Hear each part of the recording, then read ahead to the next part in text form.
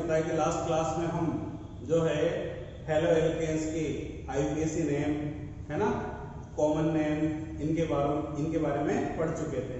इसके other than हम बात करें तो हेलो एल्केन्स होते क्या है, इसके लिए हमने इंट्रोडक्शन में दिया था आपको कि किस तरीके से हेलो एल्केन्स को डिफाइन किया जाता है, कैसे रिप्रेजेंट किया जाता है। तो इन सब के बाद जो हमारा न्यू टॉपिक आता है वो न्यू टॉपिक है हमारा nature of CX bond in haloalkanes के हेलो एल्केन्स में CX बॉन्ड की नेचर क्या होती है, इसको हम जानेंगे।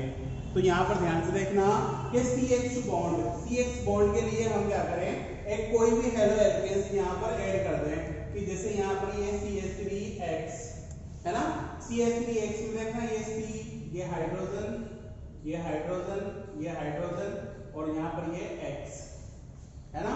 इसमें देखो कि CX बॉन्ड में जो कार्बन होता है जिससे हेलोजन ऐड होता है, ये जो CX बॉन्ड होता है, CX बॉन्ड में हेलोजन जिस कार्बन से बॉन्डेड होता है ये कार्बन sp3 हाइब्रिडाइज होता है ना। sp3 हाइब्रिडाइज कार्बन से जब हेलोजन ऐड होता है तो एक बात का ध्यान रखना कि हेलोजन जो है एक इलेक्ट्रोनेगेटिव एटम होता है। हेलोजन क्या है, एक इलेक्ट्रोनेगेटिव एटम होता है। और जब इलेक्ट्रोनेगेटिव एटम कार्बन से बॉन्डेड होता है तब क्या होता है कि यहां पर इन दोनों की इलेक्ट्रोनेगेटिविटी में डिफरेंस बन जाता है। और यहां पर इन दोनों की इलेक्ट्रोनेगेटिविटी में डिफरेंस होता है, इसलिए क्या होता है, हेलोजन जो है बॉन्डेड इलेक्ट्रॉन्स को अपनी ओर अट्रैक्ट करता है, जिसके कारण क्या होता है कि इसके ऊपर तो पार्शियल नेगेटिव चार्ज आता है और यहाँ पर जो है पार्शियल पॉजिटिव चार्ज आता है। तो यहाँ पर देखना कि जब CX बॉन्ड में क्या होता है कि हेलोजन जो है एक इलेक्ट्रोनेगेटिव एटम होता है और इलेक्ट्रोनेगेटिव एटम है, इसलिए क्या होता है कि ये बॉन्डेड इलेक्ट्रॉन्स को अपनी ओर अट्रैक्ट करता है, जिसकी वजह से हेलोजन जो है पार्शियल नेगेटिव चार्ज ऑब्टेन करता है और कार्बन पर जो है पार्शियल पॉजिटिव चार्ज रिलीज करता है। इसका मीन क्या है कि यहाँ पर ये जो CX बॉन्ड है इसमें 2 पोलर बन गए, एक तो नेगेटिव पोलर और एक positive polar. It means CX bond की नेचर जो है वो ये पोलर नेचर होती है due to the presence of halogen. क्यों क्या है कि यहाँ पर हेलोजन जो है वो इलेक्ट्रोनेगेटिव एटम होता है और इलेक्ट्रोनेगेटिव एटम क्या करता है, बॉन्डेड इलेक्ट्रॉन्स को अट्रैक्ट करता है, जिससे उस पर पार्शियल नेगेटिव चार्ज ऑब्टेन हो जाता है और वो इससे बॉन्डेड कार्बन पर पार्शियल पॉजिटिव चार्ज रिलीज करता है, जिससे क्या होगा कि CX बॉन्ड में जो है 2 डिफरेंट पोलर बन जाते हैं। इट मींस CX बॉन्ड की नेचर जो है पोलर नेचर होती है। इसकी नेचर कौन सी होती है, पोलर नेचर होती है। और इस पोलर नेचर की वजह से जो है हम यहाँ पर CX बॉन्ड की स्टेबिलिटी, CX बॉन्ड की बॉन्ड लेंथ, इसको भी इजीली एक्सप्लेन कर सकते हैं। यहाँ पर देखना कि जो डिफरेंट हेलोजन है उनकी इलेक्ट्रोनेगेटिविटी का ऑर्डर क्या होता है। देखना ध्यान से कि ये यहाँ पर फ्लोरीन है, क्लोरीन है, ब्रोमीन है और ये आयोडीन है। तो यहाँ पर देखना कि इनमें सबसे ज्यादा इलेक्ट्रोनेगेटिविटी किसकी होती है, फ्लोरीन की, और सबसे कम इलेक्ट्रोनेगेटिविटी किसकी होती है, आयोडीन की। तो जिस एटम की इलेक्ट्रोनेगेटिविटी सबसे ज्यादा होती है वो क्या करता है, जब कार्बन से बॉन्डेड होता है तो उसकी बॉन्ड स्टेबिलिटी बहुत ही हाई होती है ना। तो यहाँ पर देखें कि CX बॉन्ड में अगर मैंने ये ले लिया CF, एक ले लिया CCl, एक ले लिया यहाँ पर CBr, एक ये यहाँ पर CI। तो अगर मैं इसमें देखूं कि बॉन्ड स्टेबिलिटी, तो बॉन्ड स्टेबिलिटी CF बॉन्ड जो है मोर स्टेबल होगा, इससे लेस स्टेबल होगा CCl, इससे लेस स्टेबल होगा CBr और सबसे लेस स्टेबल होगा CI बॉन्ड। अब एक बात का ध्यान रखना कि ये जो हेलोजन है, हेलोजन एटम जिसमें नॉर्मली अपन के इसे क्लोरीन, तो इसके आउटर मोस्ट सेल की इलेक्ट्रॉनिक कॉन्फ़िगरेशन क्या होगी 2s2 और ये 2p5। इट मींस क्या है कि यहाँ पर फ्लोरीन के पास आउटर मोस्ट सेल में कौन सा शेल है, सेकंड सेल है। तो यहाँ पर देखना कि ये कार्बन से ये फ्लोरीन एक ऐड है ना, तो यहाँ पर ये फर्स्ट और ये सेकंड सेल। अब एक चीज गौर करना कि जैसे ही हम यहाँ पर इस पर क्लोरीन पर जाएंगे तो क्लोरीन के लिए एक और शेल इंक्रीज हो जाएगा, है ना, ब्रोमीन के लिए एक और शेल इंक्रीज हो जाएगा, और यहाँ पर आयोडीन के लिए भी एक और शेल इंक्रीज हो जाएगा।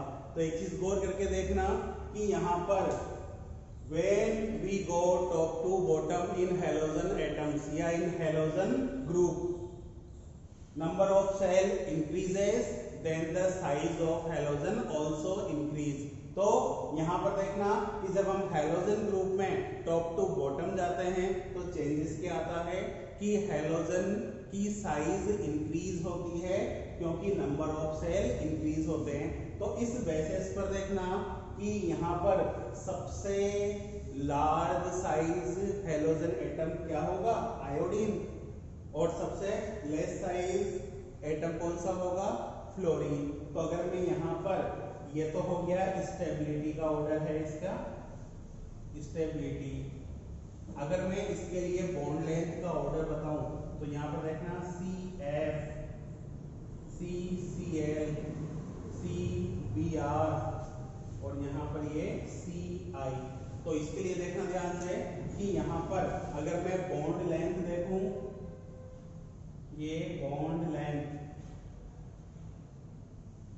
तो ये बॉन्ड लेंथ का ऑर्डर जो है वो क्या होगा, CF, इससे ज्यादा होगी बॉन्ड लेंथ CCl की, इससे ज्यादा होगी CBr की, और इससे ज्यादा होगी CI की। तो यहाँ पर जो है CX बॉन्ड की जो पोलर नेचर है, इस पोलर नेचर के अकॉर्डिंग जो है हम एक तो हेलोजन, कार्बन हेलोजन बॉन्ड जो है CX बॉन्ड है, इसकी स्टेबिलिटी को एक्सप्लेन कर सकते हैं, और यहाँ पर जो CX बॉन्ड है इसकी बॉन्ड लेंथ को भी एक्सप्लेन कर सकते हैं।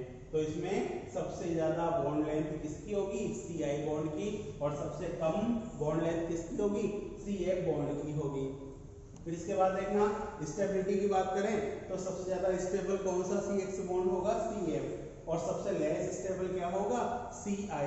तो इस तरीके से क्या है कि CX बॉन्ड की जो है पोलर नेचर होती है, और जैसे जैसे हैलोजन की साइज इंक्रीज होती है, जैसे जैसे हैलोजन की साइज इंक्रीज होती है तो हैलोजन की साइज इंक्रीज होने पर बॉन्ड लेंथ इंक्रीज होती जाती है, बॉन्ड लेंथ ये इंक्रीज होगी, और बॉन्ड लेंथ इंक्रीज होने से बॉन्ड स्टेबिलिटी कम होती जाएगी। इसका मतलब है कि सबसे कम स्टेबल बॉन्ड कौन सा होगा, CI, और सबसे मोस्ट स्टेबल बॉन्ड कौन सा होगा, CF। यानी कि जब हम रिएक्शन कराएंगे तो रिएक्शन में गौर करना कि हम CI बॉन्ड को इजीली डिसोसिएट कर सकते हैं, बट CF बॉन्ड को इजीली डिसोसिएट नहीं कर सकते हैं। तो ये जो इंफॉर्मेशन है ये हमें किसके थ्रू ऑब्टेन होती है, CX बॉन्ड की नेचर के अकॉर्डिंग। तो यहाँ पर CX bond is polar bond, ठीक है।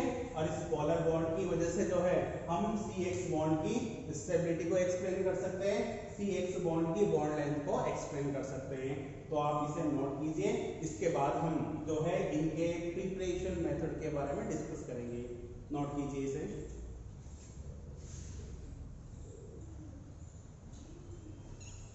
इसके बाद हम बात करते हैं इसकी preparation methods of haloalkanes. देखो हेलो एल्केन्स के जो प्रिपरेशन मेथड है उनको हम यहाँ पर समझा सकते हैं। हेलो एल्केन्स को कैसे प्रिपेयर किया जाता है ये भी हम इस वीडियो के थ्रू जो है एक्सप्लेन कर रहे हैं। तो यहाँ पर देखना कि हेलो एल्केन्स को डिफरेंट वे से प्रिपेयर किया जा सकता है।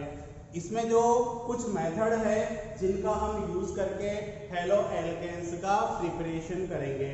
तो इसमें देखना कि जो सबसे पहला मेथड आता है वो है फ्रॉम एल्कोहल्स, यानी कि एल्कोहल्स के थ्रू हम हेलो एल्केन्स को कैसे प्रिपेयर कर सकते हैं, इस बात को हम यहाँ पर एक्सप्लेन करते हैं। अब यहाँ पर देखना कि एल्कोहल्स के थ्रू जो है हम हेलो एल्केन को प्रिपेयर करने के लिए यहाँ पर डिफरेंट मेथड यूज करते हैं, है ना। अब इसमें जो पहला जो है फर्स्ट वो है फ्रॉम, या इसको हम ऐसे लिख सकते हैं रिएक्शन विद हाइड्रोजन हैलाइड, यानी कि एल्कोहल्स की रिएक्शन जो है अगर हम हाइड्रोजन हैलाइड HX से करा दें तो हमें यहाँ पर हेलो एल्केन्स ऑब्टेन हो जाएगा। For example ROH plus HX, है ना। यहाँ पर हाइड्रोजन हैलाइड, यहाँ पे R कोई भी एल्किल ग्रुप हो सकता है, मिथाइल, इथाइल, प्रोपाइल, है ना। और हैलोजन कुछ भी हो सकता है फ्लोरीन के अदर देन, क्लोरीन हो सकता है, ब्रोमीन हो सकता है, आयोडीन हो सकता है। यहाँ पे हम फ्लोरीन को डायरेक्ट यूज नहीं करेंगे क्योंकि फ्लोरीन को डायरेक्ट यूज करने के लिए हमारे पास दूसरे मेथड है जिनके थ्रू जो है हम जो है फ्लोरो एल्केन का फॉर्मेशन करेंगे। बट यहाँ पर इन मेथड्स के थ्रू जो है हम यहाँ पर किसका फॉर्मेशन करेंगे, only chloroalkane, bromoalkane और आयोडो एल्केन को हम यहाँ पर इजीली प्रिपेयर कर सकते हैं। ध्यान देना कि यहाँ पर ROH है, इसकी रिएक्शन मैंने HX से करा दी, तो यहाँ पर देखना ये OH और H, इन दोनों की रिएक्शन से क्या बन जाएगा, H2O का फॉर्मेशन हो जाएगा और H2O यहाँ पर रिमूव हो जाएगा और ये जो हैलोजन जो है यहाँ पर ऐड हो जाएगा। तो यहाँ पर ये RX प्लस H2O, तो यहाँ पर RX जो है ये है हमारे पास हेलो एल्केन, हेलो एल्केन है RX, तो हेलो एल्केन को हम RX से रिप्रेजेंट करते हैं जैसा कि हमने पहले भी डिस्कस किया है।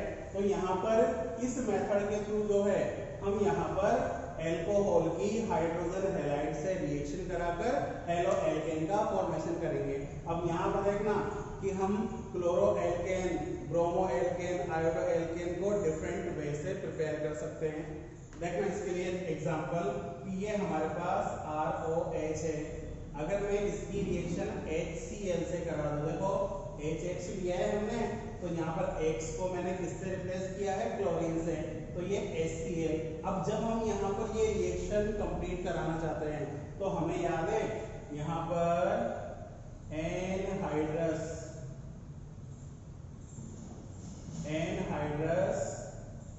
ZnCl2 की नीड होगी। ध्यान रखना कि अगर हम एल्कोहल की HCl से रिएक्शन कराकर क्लोरो एल्केन का फॉर्मेशन करना चाहते हैं तो इसके लिए हमें यहाँ पर एनहाइड्रस ZnCl2 की रिक्वायर होगी। और यहाँ पर देखो कि ये रिएक्शन वही है, देखो हाइड्रोजन अब जो है यहाँ पर H2O की फॉर्म में रिमूव हो जाएगा और यहाँ से ये RCl है ना, RCl का फॉर्मेशन हो जाएगा। अब यहाँ पर देखना इस रिएक्शन में जो हमने ये HCl प्लस एनहाइड्रस ZnCl2 को यूज किया है, इसको कंबाइंड फॉर्म में जो है हम ल्यूकस रिएजेंट, देखो यहाँ पर HCl प्लस एनहाइड्रस ZnCl2 को ल्यूकस रिएजेंट के नेम से जाना जाता है। और इसको जब हम नेक्स्ट चैप्टर पढ़ेंगे तो इसमें एल्कोहल के कुछ टेस्ट हैं जिनके बारे में डिस्कस किया गया है, जहां पर एक टेस्ट ल्यूकस टेस्ट भी होता है जिसमें क्या होता है कि हम एल्कोहल से हेलो एल्केन जो क्लोरो एल्केन बना सकते हैं इजीली।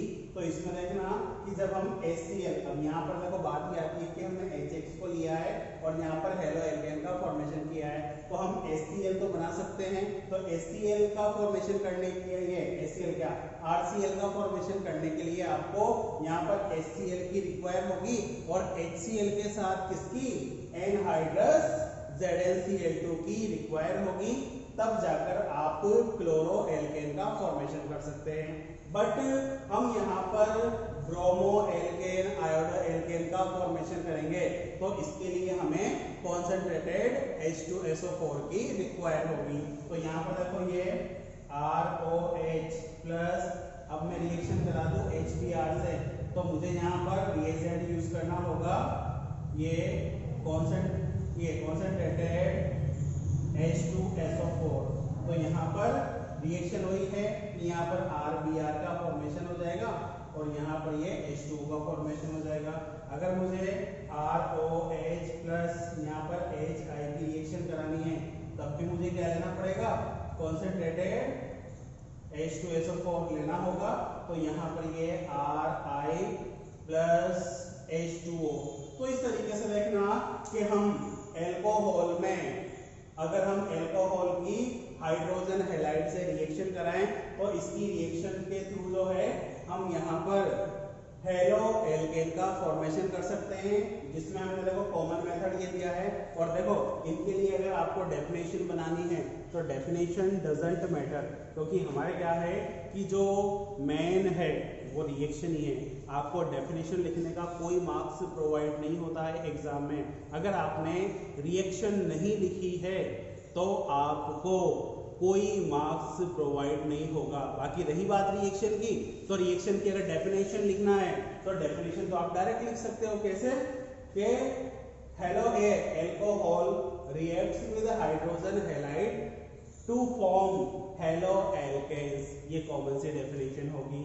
बट जब हम यहाँ पर HCl ये क्लोरो एल्केन का फॉर्मेशन करते हैं, तो क्लोरो एल्केन का फॉर्मेशन करने के लिए एल्कोहल की HCl के साथ रिएक्शन कराते हैं, इसकी प्रेजेंस में एनहाइड्रस ZnCl2 की प्रेजेंस में, तब जाकर क्लोरो एल्केन का फॉर्मेशन होता है।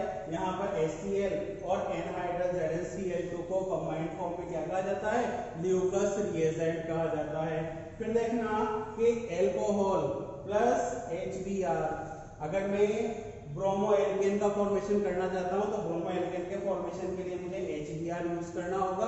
और अब यहाँ पर एनहाइड्रस ZnCl2 को रिप्लेस कर दिया मैंने किससे, कॉन्सेंट्रेटेड H2SO4। क्योंकि देखो नॉर्मली ये क्या होता है कि ROH है HBr है, तो इनके बॉन्ड के डिसोसिएशन के लिए हमें इन रिएजेंट की रिक्वायर्ड होती है, जिससे ये इजीली डिसोसिएट होकर एक मेन प्रोडक्ट जो हम बनाना चाहते हैं उस प्रोडक्ट का फॉर्मेशन कर देते हैं।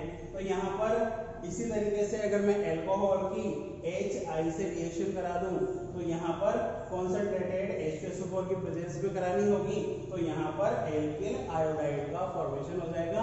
तो ये हमारा एल्कोहल से फर्स्ट मेथड कंप्लीट हो गया है। बाकी एल्कोहल से और भी मेथड है, दो और मेथड है जिनके थ्रू जो है हम यहाँ पर हेलो एल्केन का फॉर्मेशन कर सकते हैं। अब आप पहले इनको नोट कीजिए और इससे रिलेटेड कोई डाउट है तो आप मुझे कमेंट सेक्शन में जरूर बताना। नोट कीजिए।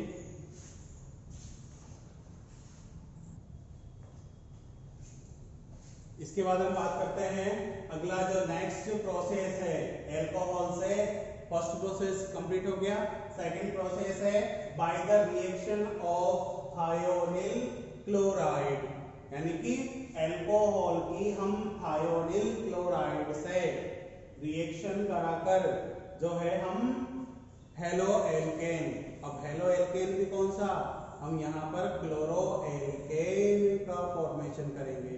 क्योंकि ये जो प्रोसेस है ना कि एल्कोहल की थायोनिल क्लोराइड से रिएक्शन होती है पिरीडीन की प्रेजेंस में, तो क्लोरो एल्केन का फॉर्मेशन होता है और इस प्रोसेस को डार्जन प्रोसेस कहा जाता है। क्योंकि डार्जन ने इस प्रोसेस को सबसे पहले दिया था, इस बेसिस पर जो है यहाँ पर डार्जन प्रोसेस। अब डार्जन प्रोसेस क्या है, यहाँ पर देखो ये ROH, क्या मैं इसको ऐसे लिख दूं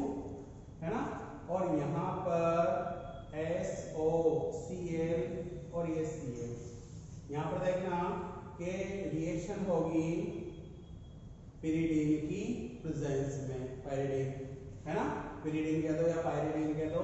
तो यहाँ पर देखो ये ऑक्सीजन और SO, ये तो बना लेंगे यहाँ पर SO2। फिर देखना यहाँ पर ये हाइड्रोजन जो है क्लोरीन के साथ रिएक्ट होकर ये बना लेगा यहाँ पर HCl। अब बचा क्या यहाँ पर क्लोरीन, तो ये क्लोरीन जो है R से यहाँ पर ऐड हो जाएगा RCl।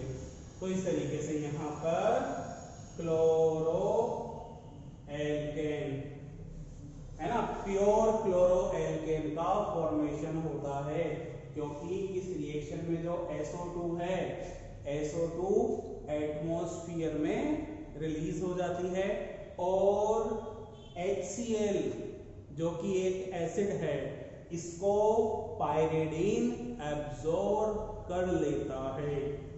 तो यहाँ पर देखो SO2 जो है एटमॉस्फेयर में रिलीज होगी और यहाँ पर HCl को किसने, पाइरिडीन ने एब्जॉर्ब कर लिया।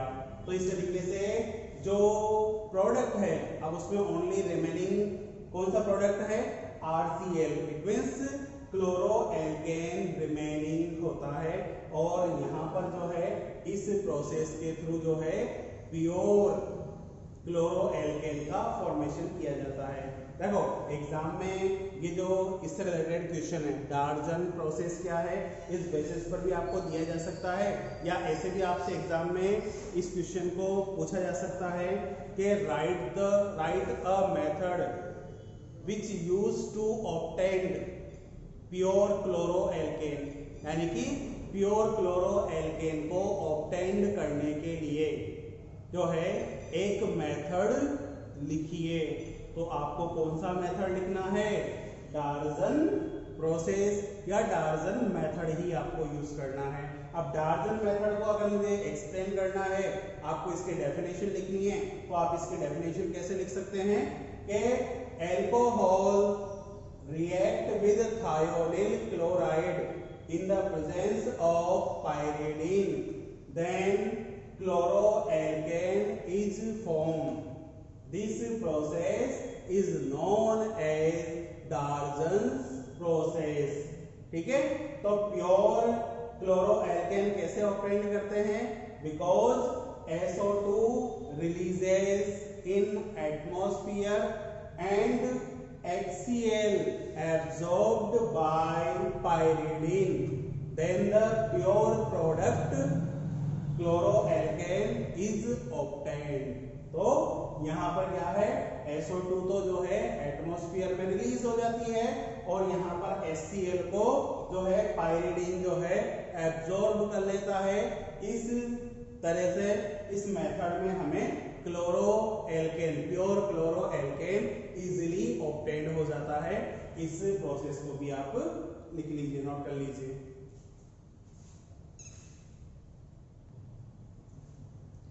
तो देखना, जैसा कि अब देखो इसको नोट करने के बाद आपके माइंड में और भी कोई क्वेश्चन होंगे।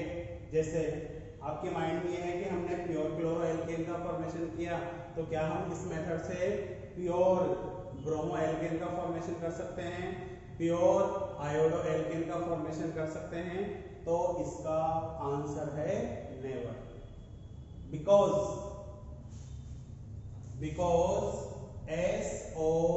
SOBr2 thionyl bromide is a unstable compound।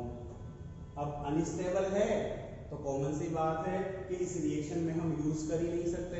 फिर बात आती है कि क्या हम आयोडोएल्केन का फॉर्मेशन कर सकते हैं इसके थ्रू, तो इसके थ्रू हम जो है आयोडोएल्केन का फॉर्मेशन भी नहीं कर सकते हैं, because SO2 thionyl iodide is not available in nature, यानी कि SO2 अवेलेबल ही नहीं है और SOBr2 जो है ये अनस्टेबल होता है।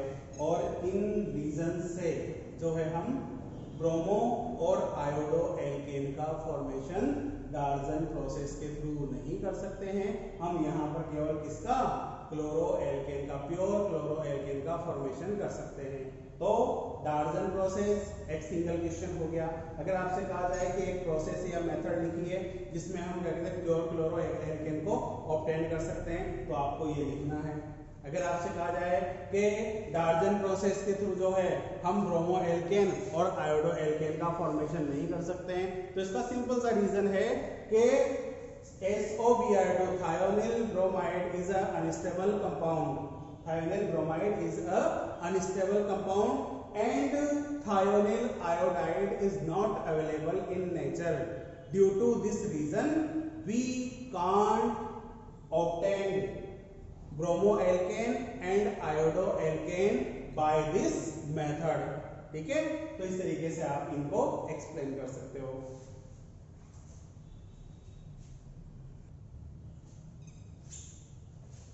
इसके बाद हम बात करें हमारा नेक्स्ट मेथड एल्कोहल से। थर्ड मेथड है by the reaction of phosphorus halide.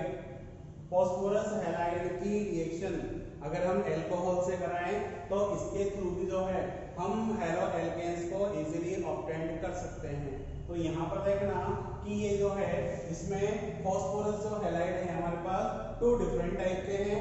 एक तो है PCl5 फॉस्फोरस पेंटाक्लोराइड और एक है PCl3 phosphorus trichloride. Phosphorus pentachloride और फॉस्फोरस ट्राइक्लोराइड दोनों का हम यूज कैसे कर सकते हैं, देखो ध्यान से कि यहाँ पर जो है इसका एग्जाम्पल ये ROH, इसकी रिएक्शन करानी है मुझे PCl5 से। अब मैं PCl5 को कैसे लिख सकता हूँ, ध्यान देना कि PCl5 को मैं PCl3 Cl और ये Cl, क्या मैं ऐसे लिख सकता हूँ? तो यहाँ पर देखना कि ये मुझे PCl3 और ऑक्सीजन को रिएक्शन करा देना है, तो यहाँ पर POCl3 का फॉर्मेशन हो जाता है। तो यहाँ पर ये देखना एक तो बन गई है POCl3 फॉस्फोरस ऑक्सीक्लोराइड। फिर यहाँ पर देखना कि ये हाइड्रोजन और ये क्लोरीन जो है यहाँ पर HCl का फॉर्मेशन कर लेंगे और बचा क्या यहाँ पर हमारे पास रिमेनिंग 1 क्लोरीन, तो ये क्लोरीन यहाँ पर ऐड कर देंगे तो ये RCl। तो इस तरीके से देखो फॉस्फोरस पेंटाक्लोराइड के थ्रू जो है हम इजीली क्लोरो एल्केन का फॉर्मेशन कर सकते हैं। लेकिन अब ध्यान रखना कि आपके माइंड में क्वेश्चन हो कि यहाँ पर प्योर क्लोरो एल्केन का फॉर्मेशन कर सकते हैं, तो प्योर क्लोरो एल्केन का फॉर्मेशन ही कर सकते। क्यों? क्योंकि प्रोडक्ट में जो है प्रोडक्ट मिक्सचर में जो है POCl3 और HCl भी प्रेजेंट होता है, इसलिए प्योर क्लोरो एल्केन जो है इस मेथड से डायरेक्ट ऑब्टेन नहीं कर सकते हैं। इसके बाद जो है सेकंड है इसका फ्रॉम PCl3 के थ्रू जो है हम यहाँ पर इसको कैसे ऑब्टेन कर सकते हैं, ध्यान देना कि यहाँ पर ये जो है ROH के हमें यहाँ पर 3 मॉलिक्यूल लेने होंगे और इसकी रिएक्शन में PCl, Cl और ये Cl इस तरीके से लिख दो इसको। तो यहाँ पर देखना ध्यान से कि ये यहाँ पर इसको तो मैं इसके साथ रिएक्शन करा दूं, ये देखो यहाँ पर, तो ये तो बन जाएगा H3PO3, ठीक है, क्योंकि 3 हाइड्रोजन 3 ऑक्सीजन, तो H3PO3 और यहाँ पर RCl से, तो यहाँ पर RCl के 3 मॉलिक्यूल ऑब्टेन हो जाएंगे। तो इस तरीके से हम जो है यहाँ पर क्लोरो एल्केन का फॉर्मेशन किसके थ्रू कर सकते हैं, PCl5 के थ्रू भी कर सकते हैं और PCl के थ्रू भी किया जा सकता है, मतलब PCl के bye PCl3 and bye PCl5 इन दोनों के थ्रू जो है हम यहाँ पर क्लोरो एल्केन का इजीली फॉर्मेशन कर सकते हैं। अब एक बात ध्यान रखना कि कई रिएक्शन में जो है ऐसा लिखा हुआ आता है, जैसे ये एल्कोहल है, मैं इसकी रिएक्शन कराऊं यहाँ पर HI से और यहाँ पर इसकी रिएक्शन HI और यहाँ पर ये रेड फॉस्फोरस, कई बार ऐसा लिखा आता है, कई बार ऐसा लिखा आता है रेड फॉस्फोरस। तो यहाँ पर देखना कि जब रेड फॉस्फोरस के साथ ये जो रिएक्शन होती है ना, तो रेड फॉस्फोरस की पहले HI रिएक्शन से, HI के साथ रिएक्शन से इसका फॉर्मेशन होता है यहाँ पर, पहले तो ये PI3 का फॉर्मेशन होता है। अब PI3 का फॉर्मेशन होने के बाद जो है हम यहाँ पर इजीली जो है इस रिएक्शन के थ्रू जो है हम यहाँ पर RI का फॉर्मेशन भी कर सकते हैं। तो इस तरीके से जो है हम यहाँ पर ये हमने मेथड देखे, इन मेथड के थ्रू जो है हम इजीली हेलो एल्केन का फॉर्मेशन कर सकते हैं। तो आज का ये जो लेक्चर है मैं इसको यहीं पर एंड रखूंगा। अब एक बात का और ध्यान देना कि आपको इन रिएक्शन से रिलेटेड जो कोई भी आपके माइंड में डाउट है, उन डाउट्स को आप मुझे ग्रुप में शेयर कर सकते हैं या फिर आप मुझे कमेंट बॉक्स में बता सकते हैं।